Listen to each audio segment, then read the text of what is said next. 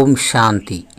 आइए सुनते हैं प्यारे बाप दादा की 7 जून 2023 की साकार मुरली के मधुर महावाक्य।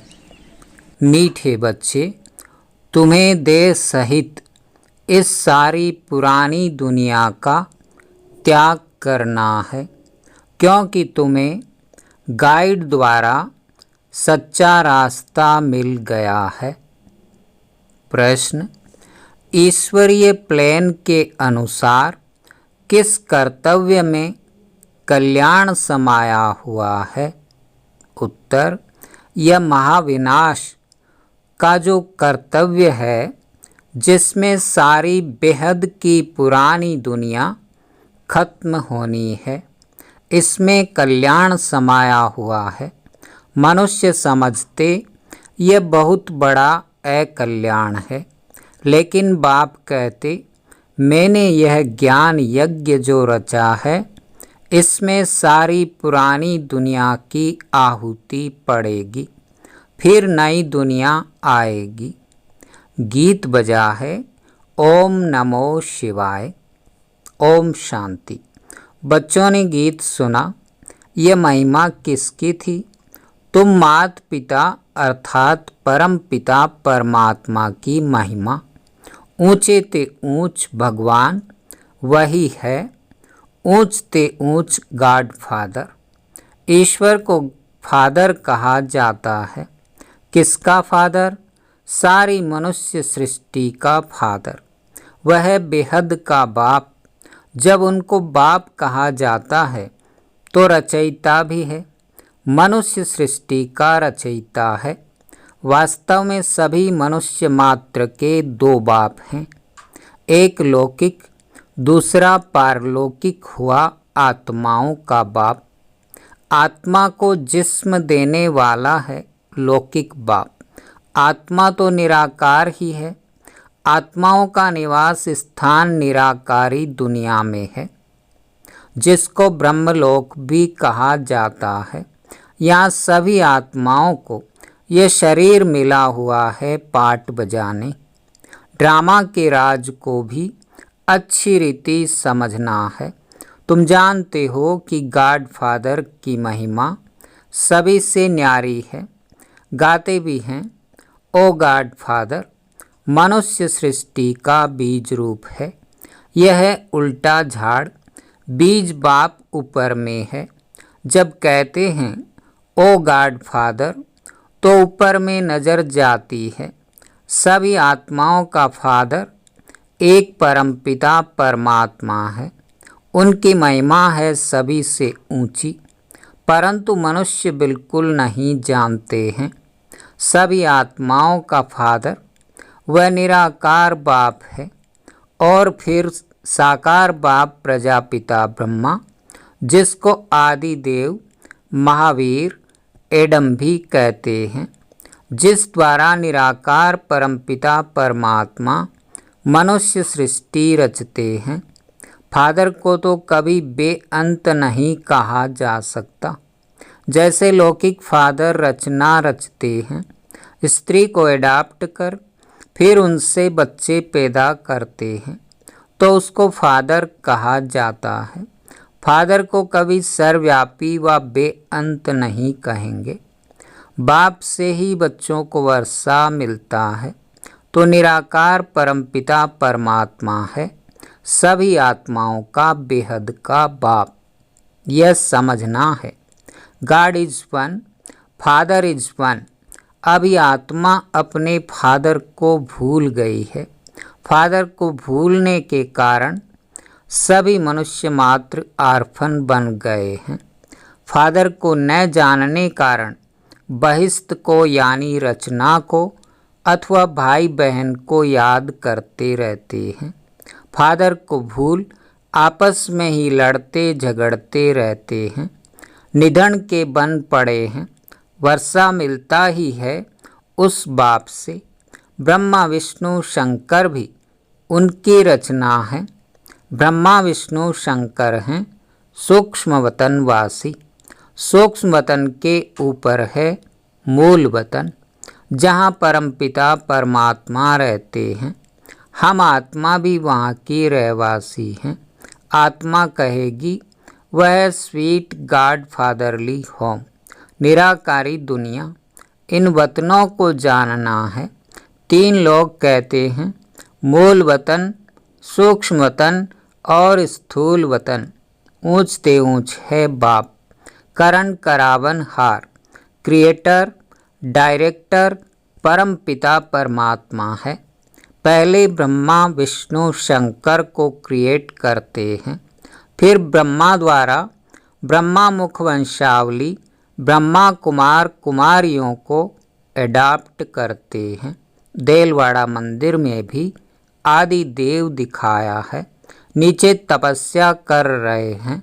तुम्हारा ही यादगार खड़ा है, जिन्होंने भारत को पतित से पावन बनाया है। उन्हों का यादगार खड़ा है। सभी सजनियों का साजन एक ही है। बरोबर मंदिर में जगत अम्बा और जगत पिता बैठे हैं, राजयोग की तपस्या कर रहे हैं। भगवान उवाच, मैं ब्रह्मा तन द्वारा बैठ तुमको राजयोग सिखलाता हूँ। जगत अम्बा भी है, प्रजापिता ब्रह्मा भी है और ब्रह्मा कुमार कुमारियाँ भी हैं, अधर कुमारियाँ भी हैं। मंदिर वाले खुद नहीं जानते कि कुमारियाँ कौन, अधर कुमारियाँ कौन। जरूर जगत अम्बा जगत पिता के बच्चे होंगे। उन सबको बैठ राजयोग सिखाते हैं। पहले पहले ब्रह्मा को कैसे रचते हैं वह भी बताते हैं। साधारण तन में वानप्रस्थ अवस्था में प्रवेश करता हूँ तो यह आदि देव हुआ ना। प्रजापिता ब्रह्मा, जिसको महावीर कहते हैं, वह किसका बच्चा है? बाप बैठ समझाते हैं कि मैं इस ब्रह्मा तन में प्रवेश करता हूँ। मेरा नाम है शिव। ऐसे नहीं, बाबा आते ही नहीं है, गाया हुआ है, यदा यदा ही धर्मस्य। इस समय यह ही पतित दुनिया, पावन दुनिया कैसे बनती है वह समझाना चाहिए। बाबा समझाते हैं, मैं ही सद्गति दाता हूँ। गंगा नदी को गति सद्गति दाता नहीं कह सकते। पतित पावन परम पिता परमात्मा ही है। वह हेवनली गॉड फादर ही स्वर्ग की स्थापना करते हैं। जबकि उनकी संतान हैं तो फिर क्यों नहीं गॉड फादर से स्वर्ग का वर्षा मिलना चाहिए? समझ की बात है ना। देलवाड़ा मंदिर में भी पूरा यादगार है। नीचे तपस्या में बैठे हैं, ऊपर में स्वर्ग का यादगार है। देवी देवताएं भारत में ही थे। जरूर बाप आते हैं पतितों को पावन बनाने। कहते हैं, मैं कल्प कल्प कल्प के संगम युगे युगे आता हूँ। संगम युग है ऑस्पिशियस युग, जबकि कलयुग के अंत में मैं आकर सतयुग की स्थापना करता हूँ। यह बाप बैठ समझाते हैं। वह जन्म मरण रहित है। मनुष्य को भगवान नहीं कहा जा सकता। मनुष्य तो 84 जन्म लेते हैं। तुम बच्चे जानते हो, यह है मृत्युलोक। सतयुग को कहा जाता है अमरलोक। यह है रौरव नर्क। मनुष्य मात्र 1-2 को काटते रहते हैं। भारत ही पावन था, जिसमें देवी देवताएं राज्य करते थे। बाप आते ही हैं पतित दुनिया पतित शरीर में। जरूर जो पहले सतयुग में आए होंगे उनके ही अंतिम जन्म के तन में बाप आए होंगे। गाया भी जाता है, आत्मा परमात्मा अलग रहे बहुकाल। पूरा हिसाब हो गया ना। पहले पहले आदि सनातन देवी देवता धर्म वाले ही थे। 84 जन्म भी उन्हों के ही हैं। इस्लामी बौद्धि आदि 84 जन्म नहीं ले सकते हैं। भारत है ही परम पिता परमात्मा का बर्थ प्लेस। सब खंडों से ऊंच है भारत खंड, परंतु अभी है कलयुग। बाबा ने समझाया है वह है अविनाशी वर्ल्ड ड्रामा। इसका कभी विनाश नहीं होता। वर्ल्ड की हिस्ट्री ज्योग्राफी रिपीट होती है। जो इस नॉलेज को जान स्वदर्शन चक्रधारी बनते हैं वो ही चक्रवर्ती राजा बनेंगे। भारत में जब देवी देवताओं का राज्य था तो और कोई धर्म नहीं था। नए भारत में नई राजधानी देवी देवताओं की थी। वर्ल्ड ऑलमाइटी अथॉरिटी का राज्य था। उन पर कोई जीत पा न सके। श्री लक्ष्मी नारायण सारे विश्व के मालिक थे।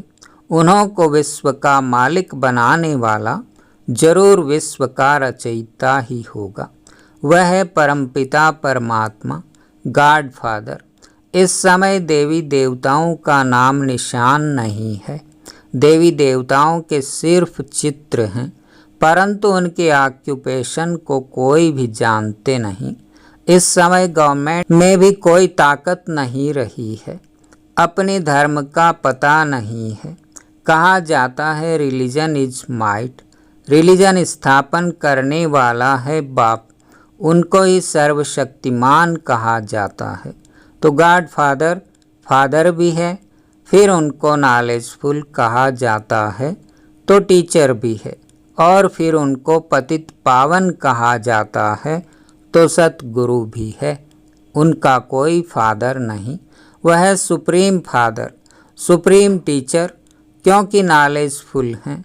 और कोई भी मनुष्य ड्रामा के आदि मध्य अंत की नॉलेज को नहीं जानते। सद्गति दाता भी सबका वह एक है। उनका कोई गुरु नहीं। वही बेहद का बाप, बेहद का टीचर और बेहद का सतगुरु है। बाप समझाते हैं भारत अब कंगाल पतित है। पतित बनाती है माया रावण। अभी भारत आसुरी राजस्थान है। सतयुग में देवी राजस्थान था जिसको स्वर्ग हेवन कहा जाता है। भारत ही ऊंच से ऊंच अविनाशी खंड है। अविनाशी बाप का यह बर्थ प्लेस है। भारत खंड कभी विनाश को नहीं पाएगा और सब खंड खत्म हो जाएंगे। तो बाप का भी इस ड्रामा में पार्ट है, जो इस पतित सृष्टि को पावन बनाकर आदि सनातन धर्म की स्थापना करते हैं। शंकर द्वारा अनेक धर्मों का विनाश, यह विनाश कोई कल्याणकारी नहीं है। यह है रुद्र ज्ञान यज्ञ जिससे विनाश ज्वाला प्रज्वलित हुई। बाप कहते हैं गीता का रचयिता मैं निराकार परमपिता परमात्मा हूँ। मनुष्यों ने फिर श्री कृष्ण का नाम डाल दिया है। भगवान वाच मैं तुमको राजयोग सिखलाता हूँ। तुम राजयोगी हो।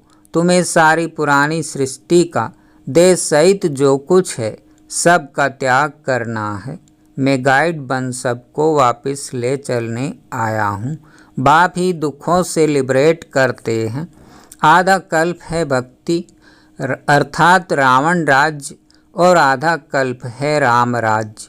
यह बाप बैठ समझाते हैं, कोई मनुष्य नहीं समझाते। अभी बाप आत्माओं से बात करते हैं, समझाते हैं। बच्चे तुम्हारा यह है प्रवृत्ति मार्ग। भारत में प्योरिटी थी तो पीस प्रॉस्पेरिटी भी थी। अभी प्योरिटी नहीं तो पीस प्रॉस्पेरिटी भी नहीं। सब रोगी दुखी हैं। अभी भारत दुख धाम है। भारत ही सुख धाम था। अब बाप कहते हैं बच्चे मेरे साथ योग लगाओ। पहले तो निश्चय होना चाहिए कि हम आत्मा हैं न कि परमात्मा। परमात्मा की तो महिमा बहुत भारी है। तुम भी सतयुग में सब पवित्र थे, अब अपवित्र बन गए हो। ब्राह्मण देवता क्षत्रिय वैश्य शूद्र यह वर्ण है ना। तुम हो प्रजापिता ब्रह्मा की औलाद ब्राह्मण। आदिदेव ब्रह्मा को किसने जन्म दिया? बाप कहते हैं मैंने इसमें प्रवेश कर इनका नाम ब्रह्मा रखा, इनको अडॉप्ट किया। यह भागीरथ है। इनके द्वारा मैं तुम्हें माया पर जीत प्राप्त कराता हूँ। बाकी कोई युद्ध आदि का मैदान नहीं है। तुम हो अहिंसक। हिंसा डबल होती है, एक तो काम कटारी की हिंसा, दूसरी फिर एक दो को मारने की हिंसा। बाबा कहते हैं यह काम महाशत्रु है, इनसे तुमने आदि मध्य अंत दुख पाया है। रावण राज्य द्वापर से शुरू होता है, जबकि ब्रह्मा की रात शुरू होती है। यह संगम युग ही सबसे कल्याणकारी है। पीछे तो नीचे उतरते जाते हैं। देवता से क्षत्रिय, क्षत्रिय से वैश्य, शूद्र वर्ण में आना ही है। जो ब्राह्मण धर्म के होंगे वही आकर ब्रह्मा कुमार कुमारियां बनेंगे। बाप समझाते हैं भारत जीवन मुक्त था, अभी जीवन बंद है। बाबा आकर सेकंड में जीवन मुक्ति देते हैं। बाप से भारत को कल्प कल्प बेहद का सुख का वर्षा मिलता है। मुक्ति जीवन मुक्ति का वर्षा मनुष्य मनुष्य को दे न सके। पार ले जाने वाला एक ही सतगुरु है। तुम विश्व के रचयिता बाप द्वारा विश्व के मालिक बन रहे हो। बाप कहते हैं मैं तो निष्काम हूँ। ब्रह्मा द्वारा तुमको विश्व का मालिक बनाकर मैं वानप्रस्थ में बैठ जाता हूँ। गाया जाता है दुख में सिमरण सब करे, सुख में करे न कोई। अब सब भक्त एक भगवान को याद करते हैं, फिर सर्वव्यापी कह देते हैं, तो भक्त कैसे ठहरे? यह उल्टा ज्ञान है। बाप तो रचते हैं मुखवंशावली, तुम हो प्रजापिता ब्रह्मा की मुखवंशावली। वह ब्राह्मण है कुखवंशावली, वे जिस्मानी पंडे, तुम हो रूहानी पंडे। बाप सब आत्माओं को कहते हैं अब तुम मुझ बाप को याद करो। बाप को थोड़े ही भूलना चाहिए, बाप को भूला तो वर्षा कैसे मिलेगा। बाप कहते हैं माम एकम याद करो, बाकी सब हैं रचना, उनसे वर्षा नहीं मिल सकता। अच्छा मीठे मीठे सिकी लधे बच्चों प्रति मात पिता बाप दादा का याद प्यार और गुड मॉर्निंग। रूहानी बाप की रूहानी बच्चों को नमस्ते। धारणा के लिए मुख्य सार। पहला, ड्रामा के राज को अच्छी रीति जानकर पार्ट बजाना है। अभी हम धनी बाप के बने हैं, कब आपस में लड़ना झगड़ना नहीं है। दूसरा, बाप गाइड बन सबको लेने आया है, अब देह सहित सब कुछ भूल एक बाप को ही याद करना है। वरदान। मेरा बाबा इस संकल्प द्वारा हर कदम में मदद का अनुभव करने वाले निश्चय बुद्धि भव। ड्रामा अनुसार जो पक्के निश्चय बुद्धि हैं, दिल में संकल्प कर लेते हैं कि बाप मेरा मैं बाप का, तो ऐसे बच्चों को स्वतः मदद मिलती है। सिर्फ सच्ची दिल से कहो मेरा बाबा, तो हर कदम में मदद की अनुभूति होती रहेगी। जिन बच्चों का एक बाप के साथ अटूट प्यार है, उन्हें कोई भी बात रोक नहीं सकती। बाप का प्यार सब बातों से पार करा देता है, वे उड़ते रहते हैं। स्लोगन। सदा बाप की लाइट माइट के अंदर रहो, तो माया आपके आगे ठहर नहीं सकती। अच्छा, ओम शांति, ओम शांति।